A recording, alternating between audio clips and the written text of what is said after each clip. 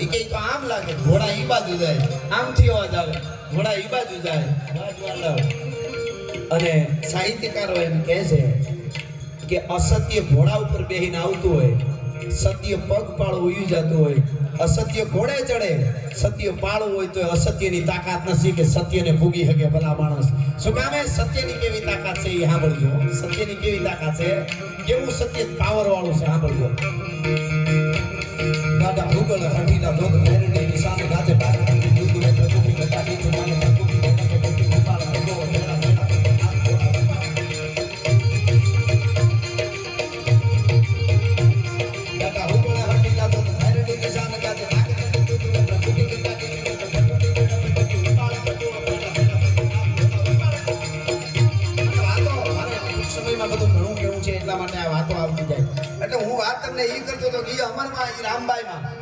અને મયુરનગર આજે નામ પડી ગયું છે વાટાવદરનું ની કથા જિગ્નેશ દાદાની હતી. હું પ્રોગ્રામ કરી આવ્યો છું હમણાં થોડા મહિનાઓ પહેલા.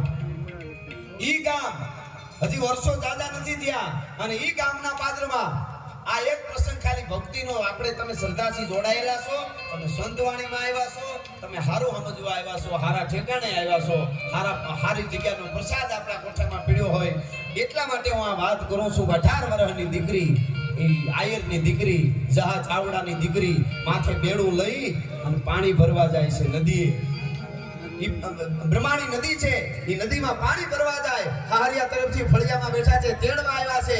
રૂપના આભરણ જેવી આયરની દીકરીઓ એ પાણી ભરવા જાય, પાણી ભરીને પાછી વળે છે.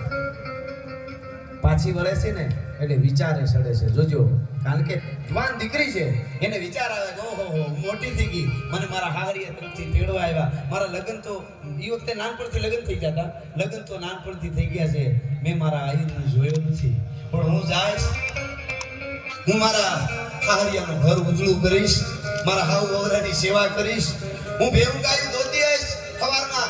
એમાં આ સંસારના સપના જોવામાં ચડી ગઈ. જોજો તમે. અને એ આયર મને કહે કે આયરાણી બોગરું લંબાવજો. હું બોગરું દેવા જઈશ, ધીરે ધીરે એને મારી નજર એના સામે જાય, એની નજર મારા સામે જાય, મરક મરક દાંત આમ ખબર ના પડે એને મીઠું મીઠું અમે બે માણસ અહીં લેવું. આવા બધા સતી વિચાર કરતી આવે, કરતી કરતી હાલી જાય. એ મારો લીલો સંસાર અને એ મારા બે પખાને હું ઉજળા કરીશ. માથે હેલ છે 18 વર્ષની એ આયરાણી, રૂપના આભરણ જેવી છે. અને એ ડગલા માંડે જાય છે, નદીનો કાંઠો સરતી જાય, પ્રમાણે નદીનો વાટાવદરનો ટીંબો, જહા ચાવડાની દીકરી. અને એમાં લાગી જાય તો જોજો થોડાકમાં એમાં હાલી જાતી હતી. એમાં વિચાર કરતા કરતા ક્યાં મૂકી ગઈ જોજો છે વિચારોમાં. ખબર?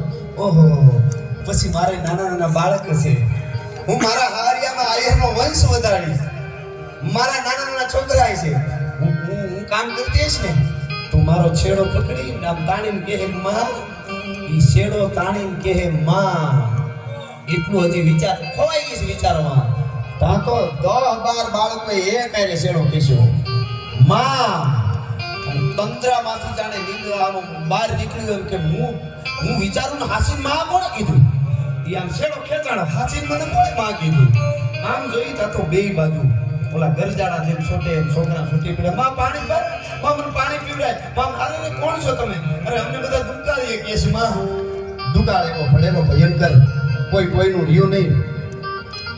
બાળકોને રખડતા મૂકી દે માણસ છે, અને મા બાપ મરી ગયા હોય એ બાળકો રખડતા હોય, એવા દુકાળિયા નામ પડી ગયેલા બાળકોને કોઈ પાણી નતું પીવડાવતું. ઈ તેથી વાતાવરણમાં ચીંડે આવ્યા વાટાવદર ને ઈ રામબાઈ આયરની દીકરી, જહા ચાવડાની 18 વર્ષની દીકરી આ સપના જોતી આવતી હતી, હેલ ભરીને આવતી હતી ને એનો છેડો કેસ્યો થંભી ગઈ. તમે કોણ તો કે અમને દુકાળી કે માં પાણી તો અમને કોઈ રૂપિયો માં, અમે 10-12 જ બેચા, અમે કાલ 15 હતા માં.